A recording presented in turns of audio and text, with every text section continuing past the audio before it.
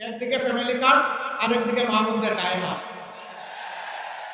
গায়ে পড়ে পায়ে পাড়া দিয়ে আমরা কারো সাথে কোনো ধাক্কা বাজাতে চাই না, কিন্তু আমার ইজ্জত আর অধিকারের উপর হাত দিলে আমরা ছেড়ে দেব। জামাতকে কেন চাই? বলে আমি চাই জামাত আসলে দেশটা ঠিক হবে, এই জন্য জামাতকে চাই। বক্তব্য রাখছেন জনাব ডক্টর শফিকুর রহমান। নারায়ে তাকবীর।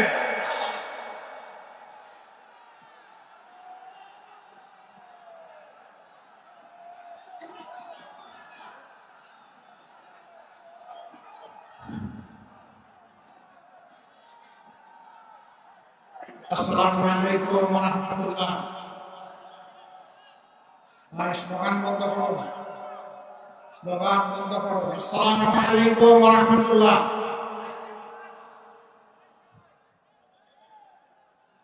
প্রিয় দেশবাসী, ভাই ও বোনেরা, আপনারা কেমন আছেন?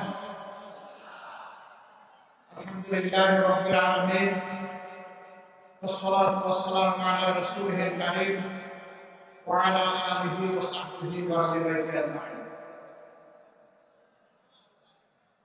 ঐতিহ্যবাহী জেলা,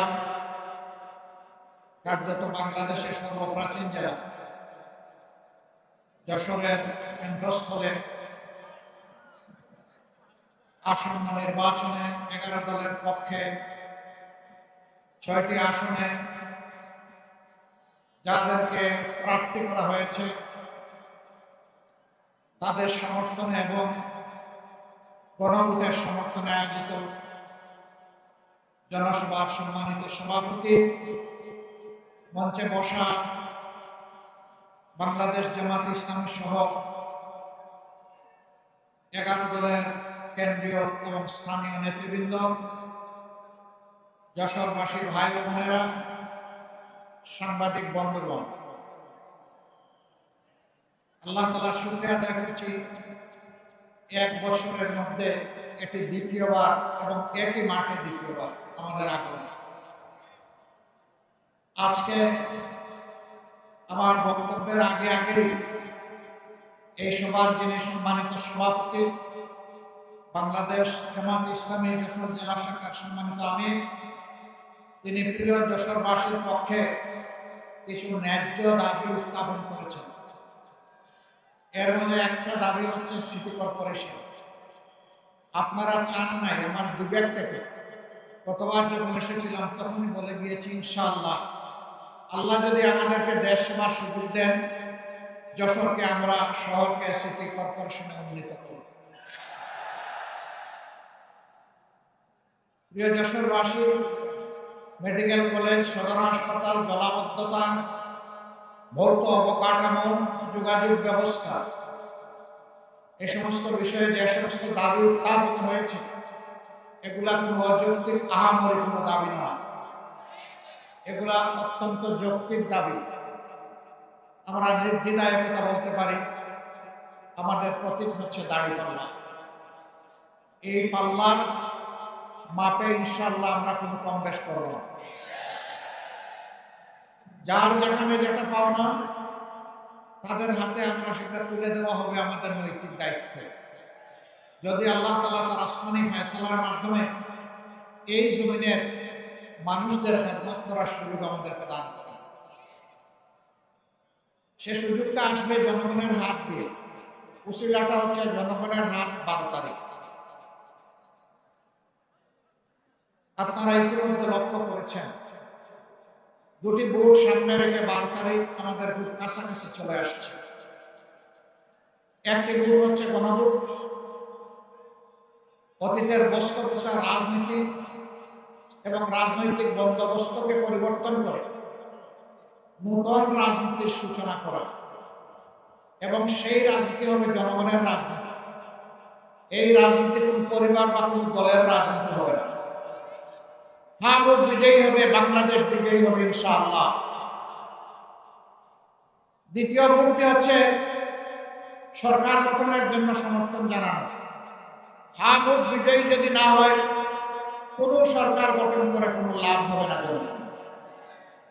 আগে ভিত্তি হচ্ছে হ্যাঁ ভোট, এরপরে কাকে দেব পরিষ্কার। আমাদের মধ্যে অবশ্যই নিজেদের কর্মসূচির প্রতিযোগিতা হবে, এটাই তো স্বাভাবিক। নিজেদের যুক্তি আদর্শ নিয়ে জনগণের কাছে যাব, এটাই স্বাভাবিক। কিন্তু আমরা মাঝে মাঝে একেবারে পরস্পর বিরোধী কিছু জিনিস দেখি। একদিকে আমাদের একটি বন্ধু সংগঠন, তারা বলছেন জনগণকে ফ্যামিলি কার্ড দিবেন এবং সেইটা দিবেন মহিলাদের হাতে। আবার আরেকদিকে মহিলারা যখন কোনো একটা দলের পক্ষে, আদর্শের পক্ষে, নতুন বাংলাদেশের পক্ষে, ভোটের পক্ষে ভোট চাওয়ার জন্য বের হচ্ছে, একদিকে ফ্যামিলি কার্ড, আরেকদিকে মা বোনদের গায়ে হাত। দুইটা তো একসাথে চলে না।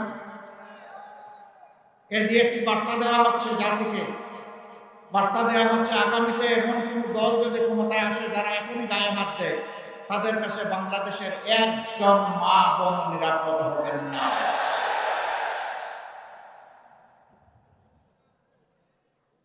আপনারা আপনাদের আদর্শের কর্মসূচির প্রচার করুন, আমরা আপনাদেরকে ওয়েলকাম করব, কিন্তু আমাদের আদর্শ কর্মসূচির প্রচারে আপনারা বাধা দেওয়ার কে?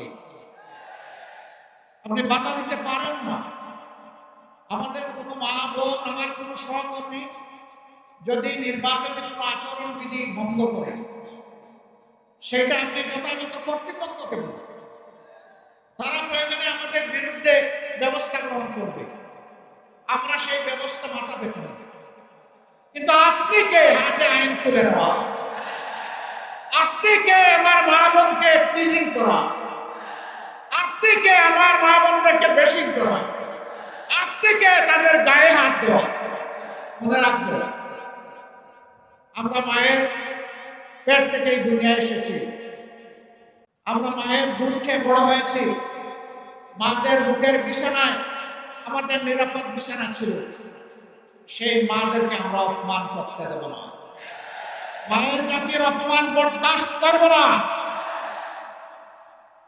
আর যদি এই ধরনের কোনো আচরণ করা হয়, আমি জাগ্রত পরিবর্তনকামী যুব সমাজ সহ সকলের প্রতি আহ্বান জানাবো, যেখানে এটা করা হবে সেখানেই প্রতিরোধ গড়ে তুলব, ছাড় দেবেন না। গায়ে পড়ে পায়ে পাড়া দিয়ে আমরা কারো সাথে কোনো দাঙ্গা বাজাতে চাই না, কিন্তু আমার ইজ্জত আর অধিকারের উপর হাত দিলে আমরা ছেড়ে দেব।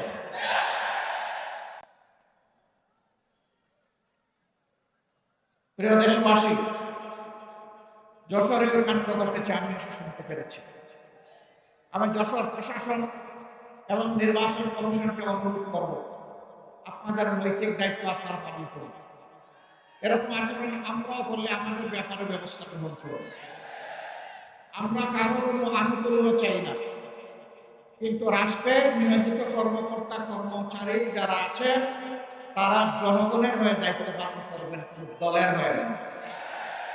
কারোর প্রতি কোনো দুর্বলতা দেখানো যাবে না। দেশ আপনার আমার সকলের।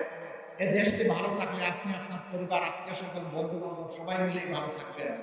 আর এই দেশটি যদি খারাপ হয়ে যায়, কেউ আমরা শান্তি পাবো না, আপনিও শান্তি পাবেন। সুতরাং আমরা আহ্বান জানাবো, এই সত্য উপলব্ধি করে অবস্থান নেবেন জনগণের পক্ষে, কোনো দলের পক্ষে নয়। প্রিয় দেশবাসী, আপনারা কেন দাঁড়িপাল্লায় ভোট দিবেন? দাঁড়িপাল্লায় ভোট দিবেন আপনাদের আকাঙ্ক্ষা পূরণের জন্য, জুলাইয়ের শহীদদের প্রতি শ্রদ্ধা দেখানোর জন্য, জুলাইয়ের যোদ্ধাদের সম্মান জানানোর জন্য,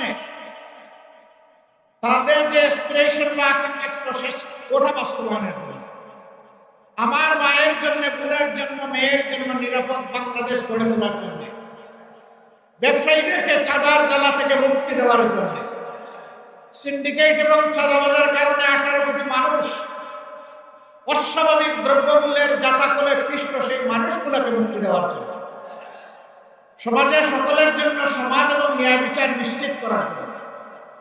আপনারা বলবেন, এত সুন্দর সুন্দর কথা বললেন, আপনারা ক্ষমতায় গেলে এটা বাস্তবায়ন করবেন, তার কোনো প্রমাণ আছে? আলহামদুলিল্লাহ আছে, আলহামদুলিল্লাহ আছে। আমার ছোট ভাই এখানে বলে গেছে 2001 থেকে 2006 আমরা একটা সরকারের ছোট্ট অংশীদার ছিলাম। 2 জন মন্ত্রী, 3টা মন্ত্রণালয়। তারা তাদের 20টা আঙ্গুল সম্পূর্ণ পরিচ্ছন্ন রেখেছিলেন। তাদের আঙ্গুলে কোনো ময়লা লাগে নাই। তারা সামান্য কোনো স্বজনপ্রীতি দেখান না। তারা যোগ্যতা এবং দক্ষতার ভিত্তিতে যার যেটা পাওনা সেটা তাদের হাতে তুলে দিয়েছে। তারা শুধু সৎ ছিলেন না, সততার সাথে সাথে তারা স্মার্টও ছিলেন। তাদের মন্ত্রণালয়গুলো বদ্ধ কারখানা খুলে দিয়েছিল, কৃষিতে জীবন ফিরিয়ে এনেছিল, সমাজসেবায় বিপ্লব তৈরি করেছিল। কিন্তু তাদের গায়ে কেউ সামান্য স্পট লাগাতে পারে না। হাসতে হাসতে ফাঁসির কাস্তে তক্তার উপরে দাঁড়াতে পারে সেই দলের নেতারা, সেই দলের কর্মীরা, সমর্থকরা, এই দলকে যারা ভালোবাসে, তারা মহান আল্লাহ ছাড়া কাউকে পরোয়াই করে না। এখন আমাদেরকে অনেকে জুজুর ভয় দেখায়, ভাই লাভ হবে না, এই দলটা তিলে তিলে জলে জলে পরীক্ষিত হয়ে উঠেছে। এই দলের অন্তরে সারা বাংলাদেশ 18 কোটি মানুষ, কোনো বিশেষ দল নয়, গোষ্ঠী নয়, ধর্ম নয়। আমরা সবাইকে আমাদের অন্তরে ধারণ করি। আমাদেরকে দমানোর চেষ্টা করি, যত মারবেন এই সংখ্যা তত বাড়বে। এ কাজ করতে গিয়ে যারা আমাদেরকে খুব জ্বালিয়েছিলেন, আমাদের বিরুদ্ধে মিথ্যা প্রপাগান্ডা চালিয়েছিলেন, তারা তাদের পাওনাটা পেয়ে গেছেন, আরো পাবেন। এর থেকে আমাদের সকলেরই শিক্ষা নেওয়া উচিত। মজলুম যেন জালিম হয়ে না ওঠে। আমরা একা মজলুম ছিলাম না, সেই 15.5 বছর সকলেই মজলুম ছিলেন। কিন্তু কি হয়ে গেল, আল্লাহ তাআলা 5 আগস্ট মুক্তি দেওয়ার পর রাতারাতি অনেকের চেহারা পরিবর্তন হয়ে গেল। অবশ্যই যশোরের মানুষ যেহেতু আদি বুনিয়াদি মানুষ, শিক্ষিত মানুষ, ভদ্র মানুষ, যশোরে আপনারা যাই বলেন, এখানে কেউ চাঁদাবাজি করে না। এখানেও চাঁদাবাজি করে? এখানে কোনো স্টেটমেন্ট দখল হয় না, তাই না? এখানে হয়। এখানে কেউ তো মামলাবাজি করে না, তাও করে মামলাবাজি করে জনগণকে অতিষ্ঠ করে ফেলা হয়েছে। মজলুম দলটি তার নাই অফিস, নাই তার নিবন্ধন, নাই তার চিহ্ন বর্ণ, কিছুই না। বিদায় নেওয়ার 4 দিন আগে নিষিদ্ধ। তারপরে প্রথম রাতে 5 তারিখ দাঁড়িয়ে আমরা জাতিকে আহ্বান জানালাম, আপনারা অবশ্যই শান্ত থাকবেন, ধৈর্য ধরবেন, দেশকে ভালোবাসবেন, সকল নাগরিকের নিরাপত্তার জন্য নিজ নিজ জায়গা থেকে কাজ করবেন। আমরা বলে দিলাম, আমাদের উপর যাই জুলুম করা হয়েছে, আমরা কারো উপর থেকে প্রতিশোধ নেব না। আমরা আমাদের সহকর্মীকে বলে দিলাম, আইনের প্রতিকার চাওয়ার, বিচার চাওয়ার অধিকার আছে, পাওয়ার অধিকার আছে। তবে আমরা স্পষ্ট ভাষায় বলে দিচ্ছি, সাবধান, একজন মানুষকেও মিথ্যা অভিযোগে আপনার মামলার অন্তর্ভুক্ত করবেন না। আপনারা শুনে খুশি হবেন, হাজার হাজার মামলা সারা দেশে আমরা করি না। সিম্বলিক কিছু মামলা করেছি। 8টি মামলায় আসামি মাত্র 1 জন। দ্বিতীয়জন আমরা খুঁজে পাইনি, তাকে কেন আমরা মামলার আসামি করব? আমাদের মামলার আসামি সর্বোচ্চ 98 জন, এর উপরে কোনো মামলার আসামি না। কিন্তু আমাদের কোনো কোনো ভাই বন্ধু তারা মামলা করেছেন, হাজারে হাজার, কনে পাওয়া, বিস্তর সমস্যা, এরপরে আরো আসুন। এগুলা দিয়ে মানুষকে হয়রান করা হয়েছে, মানুষের উপর নির্যাতন করা হয়েছে। আমরা এগুলা নিন্দা জানি, আমরা ঘৃণা করি। এটা বিচারকে হত্যা করার সময়। আমরা এই ধরনের মামলা বাণিজ্য আমরা করতেও চাই না, দেখতেও চাই না। এই সবগুলো থেকে মুক্তি দেওয়ার জন্যই দাঁড়িপাল্লা ইনশাআল্লাহ। আমরা চাঁদা নিইনি, আমরা কোনো টেম্পো স্ট্যান্ডের দখল নিয়ে কারোর সাথে ঝগড়ায় জড়াই নিয়ে দখল করিনি, আমরা কোনো মামলা বাণিজ্য করিনি, আমরা কোনো মা বোনের ইজ্জতের দিকে চোখ তুলেও তাকাইনি, এবং আমরা কারো কোনো অধিকার হরণ করিনি। দল হিসেবে আমি বরাবর বলে আসছি, যেই দল তার সহকর্মীদেরকে সামলিয়ে রাখতে পারে, সেই দলটাই বাংলাদেশকে সামলে রাখতে পারবে ইনশাআল্লাহ। যারা নিজেদের দলকে সামনে রাখতে পারে না, নিজের দলের কর্মীদের জীবনের নিরাপত্তা দিতে পারে না, সেই দল যত বড় দল হোক, মাঝারি হোক, যাই হোক, তাদের কাছে বাংলাদেশ কখনো নিরাপদ হবে না। আমরা আমাদের ভাইদেরকে বলি, আপনারা দেশ গড়ার আগে দলটা গড়েন ভালো, দলটাকে শৃঙ্খলায় আনেন, দেশ লাভবান হবে, আপনারাও লাভবান হবেন। এই ক্ষেত্রে আমাদের কোনো সহযোগিতা লাগলে তাও করুন। তারপরে আল্লাহর রাস্তায় শৃঙ্খলার দিকে আসেন, মানুষকে সম্মান করুন, ভালোবাসুন। আপনারা দেখেছেন এত নির্যাতন, এত ফাঁসি, এত এক্সট্রা জুডিশিয়াল কিলিং, হাজার কর্মীকে হারিয়েছে, সহকর্মীকে। যখন শহীদ পরিবারগুলোর কাছে যায়, মা বোন, এতিম সন্তান, তাদের চোখে তরল পদার্থ দেখি। এই তরল পদার্থ চোখের পানি নয়, তাদের সন্তান, ভাই এবং পিতার রক্ত। যখন পরিবারের সদস্যরা বলেন, এই দেখেন দেয়ালে ছোট্ট শিশুটি তার বাপের ছবি অঙ্কন করে বলতেছে, বাবা তুমি কখন আসবে, তখন ওদেরকে সান্ত্বনা দেওয়ার কোনো ভাষা আমরা পাই না। আমরা আপনাদেরকে কথা দিচ্ছি, বাংলাদেশকে কেউ যদি সেদিকে নিতে চায়, সকল শক্তি দিয়ে আল্লাহর পর ভরসা করে আমরা রুখে দেব।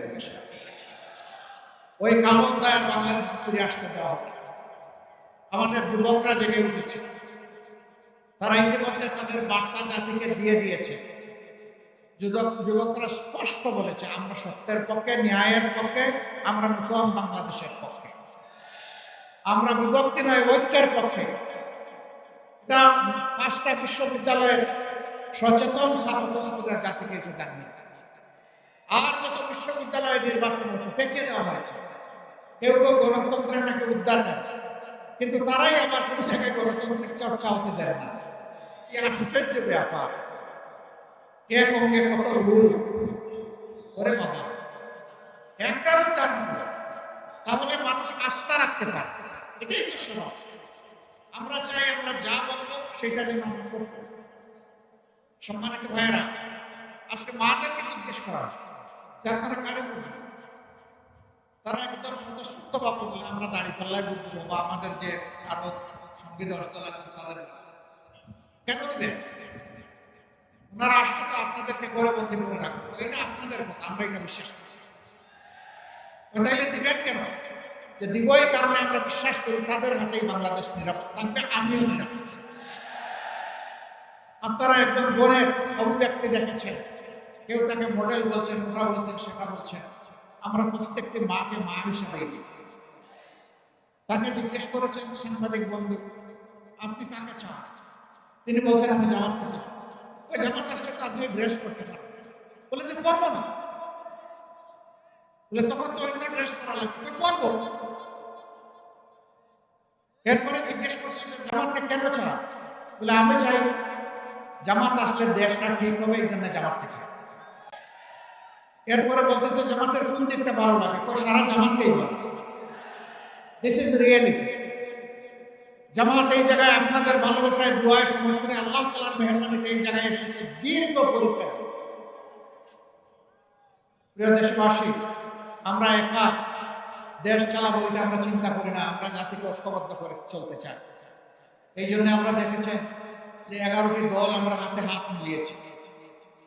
আমরা এই জাতিকে নিয়ে সামনের দিকে এগিয়ে যেতে চাই ইনশাআল্লাহ। যুবক যুবতী ভাই বোনেরা, আমরা আল্লাহর মেহেরবানিতে তোমাদের হাতে বেকার ভাতা তুলে দেব না। তোমাদের হাতে বেকার ভাতা তুলে দিয়ে এই জাতির যুবক যুবতীরা বেকার বিশ্বের দরবারে এই লজ্জাজনক পরিচয় আমরা দিতে চাই না। বরঞ্চ তোমরা আমাদের কলিজার টুকরা, বুকের ধর। আমরা তোমাদেরকে দক্ষ জনবল হিসেবে গড়ে তোলার জন্য যা দরকার তাই করো। এরপরে তোমাদের হাতে হাতে সম্মানের কাজটি আমরা তুলে দেব। তখন তোমরা হবে গর্বিত নাগরিক, বুক ফুলিয়ে বলবে আমিও বাংলাদেশের উন্নয়নে অবদান রেখে চলেছি, আমি বাংলাদেশের একজন দক্ষ। আমরা সেই দক্ষতা এবং প্রাপ্যতার ভিত্তিতে কাজ হাতে তুলে দিতে চাই। আমরা চাই না আমাদের পটেনশিয়াল একজন যুবক কিংবা যুবতী তারা দেশ গড়ার কাজ থেকে বঞ্চিত হবে। আমরা সবাইকে সম্পৃক্ত করতে চাই। বেকার ভাতা দেওয়া মানে বেকারত্বকে উৎসাহিত করা, এই কাজ আমরা করি। আমরা বেকারত্ব দূর করতে চাই, ভাতার বদলে আমরা কাজ হাতে তুলে দিতে চাই। যুবকরা কি মন খারাপ করেছে? একে হাত তুলে বলেন তো, আপনারা কি বেকার ভাতা নিতে চান? আপনারা আপনাদের দক্ষ হাত কাজের জন্য পেরেশান হয়ে খোলা রাখবেন, সে হাত আমরা ভরে দেবো ইনশাআল্লাহ।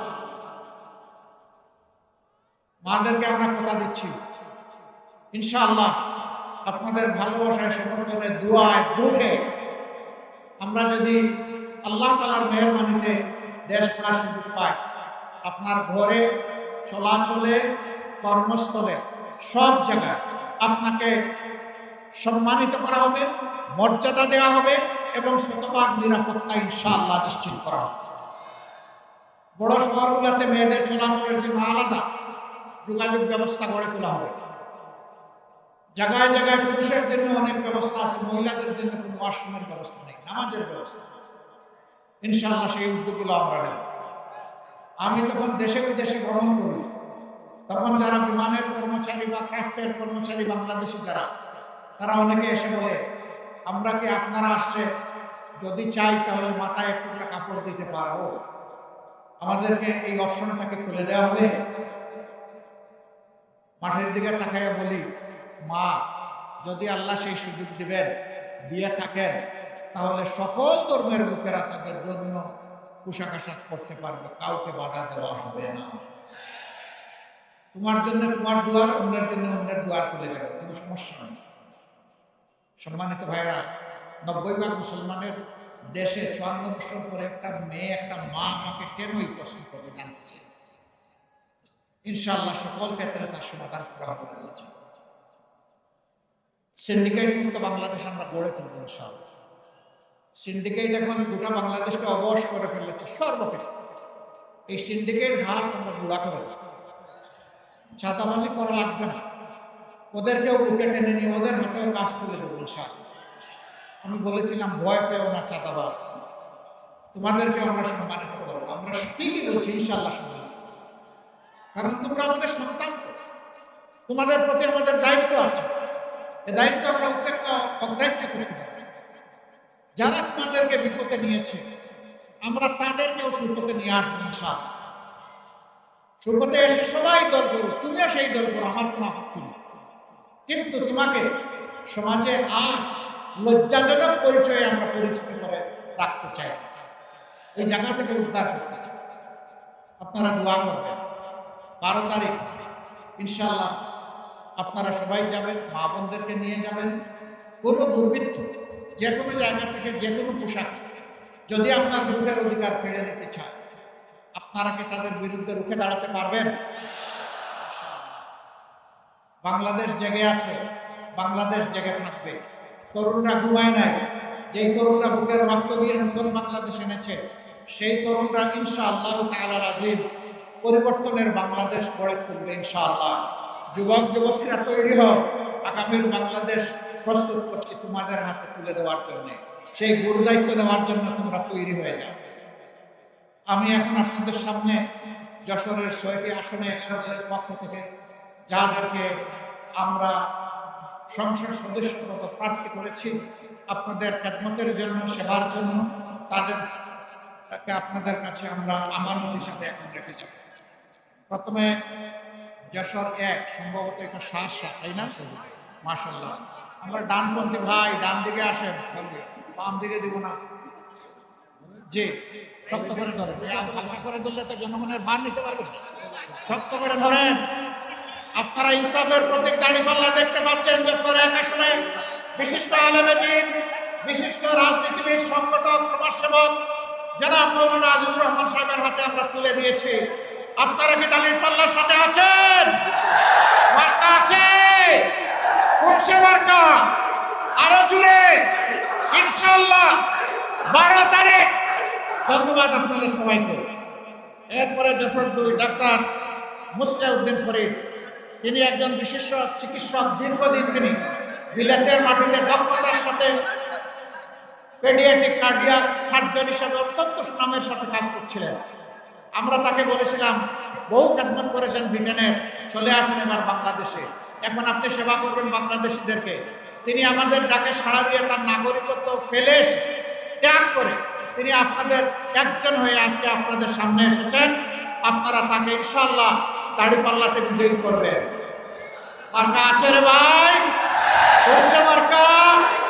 আরো জুড়ে 12 তারিখ যশোর 2-এ মাশাআল্লাহ ইনশাআল্লাহ জাযাকাল্লাহ। এরপরে যশোর 3 উনি যশোর এমএম কলেজের সাবেক নির্বাচিত ছাত্র সংসদের উনি ছিলেন ভিপি ভাই আব্দুল কাদের। তাকে সবাই চিনেন? মায়া লাগে? আলহামদুলিল্লাহ, তার হাতেও আমরা দাড়িপাল্লা তুলে দিলাম। প্রতীকী 12 তারিখ ঘরে ঘরে জনে জনে বিজয় হবে ইনশাআল্লাহ জাযাকাল্লাহ। এরপরে যশোর 4 সুনামধন্য যশোর জেলা শাখার সম্মানিত আমির এবং বিশিষ্ট শিক্ষাবিদ, সমাজসেবক, রাজনীতিবিদ জনাব অধ্যাপক গোলাম রসুল। তাকে আপনারা চিনেন? মায়া লাগে? পুরুষে প্রতীক আরো জুড়ে ইনশাআল্লাহ 12 তারিখ বিজয় হবে ইনশাআল্লাহ জাযাকাল্লাহ। এরপরে যশোর 5 এটা সম্ভবত মনিরামপুর। জি, বিশিষ্ট আইনজীবী, সমাজসেবক, রাজনীতিবিদ এবং চরম অন্ধকার যুগেও তিনি উপজেলা চেয়ারম্যান হিসাবে প্রতিদ্বন্দ্বিতা করেছিলেন। তার বিজয় জোর করে ছিনিয়ে নেওয়া হয়েছিল। এবার কাউকে আর বিজয় ইনশাআল্লাহ আমরা চিন্তাই করতে দেব না। ইনসাফের প্রতীক দাড়িপাল্লা আপনারা আছেন? আরো জুড়ে 12 তারিখ ইনশাআল্লাহ সারাদিন মা বোনদের নিয়ে সবাই মিলে হাতে হাত মিলিয়ে বিজয় হবে ইনশাআল্লাহ জাযাকাল্লাহ। 6 পুরানা মানুষ মাশাআল্লাহ। এই মানুষটা হলো 35 বছরের যুবক। বিশ্বাস হয় না? 35 বছরের একজন যুবক যেমন এই প্রান্ত থেকে ওই প্রান্তে দিন রাত চষে বেড়াতে পারেন। এতে তার রক্তের সাথে মজ্জার সাথে মিশে গিয়েছে। তিনি মানুষের পাশে থাকেন আর এইভাবে চুদাচুদি দৌড়াদৌড়ি করেন। তিনি হচ্ছেন আমাদের ভাই জনাব অধ্যাপক মুক্তার। আমরা তার হাতে ইনসাফের প্রতীক দাড়িপাল্লা তুলে দিলাম। আপনারা বুক করে তার জন্য দোয়া করবেন এবং ইনশাআল্লাহ বিজয় ছিনিয়ে আনবেন। আরে ভাই মার্কাটা কি? আরো জুড়ে সকালের নাস্তা হয় নাই। দাড়িপাল্লা 12 তারিখ সারাদিন বিজয় হবে ইনশাআল্লাহ জাযাকাল্লাহ। আপনাদের সকলকে অসংখ্য মোবারকবাদ। আসুন তাকবীর দিয়ে আমরা শেষ করি। লিল্লাহি তাকবীর।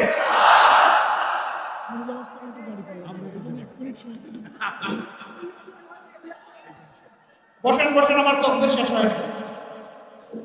সম্মানিত ভাইরা, আমাদের প্রিয় নেতা ডক্টর শফিকুর রহমান রাজধানী থেকে তিনি নির্বাচনে তিনিও একজন সংসদ সদস্য প্রার্থী। মিরপুর কাফরুল থেকে আমরা আমাদের জামাতকে যশোরবাসীর পক্ষ থেকে দাড়িপাল্লা প্রতীক হাতে দিয়ে তার জন্য দোয়া করছি। আল্লাহ পাক সারা দেশে দাড়িপাল্লার বিজয় দান করুন। জাযাকুমুল্লাহু খায়রান, বারাকাল্লাহু ফি হায়াতিকুম। আসুন আমরা স্লোগানে ফিরে যাই। লিল্লাহি তাকবীর, লিল্লাহি তাকবীর, ইনকিলাব ইনকিলাব।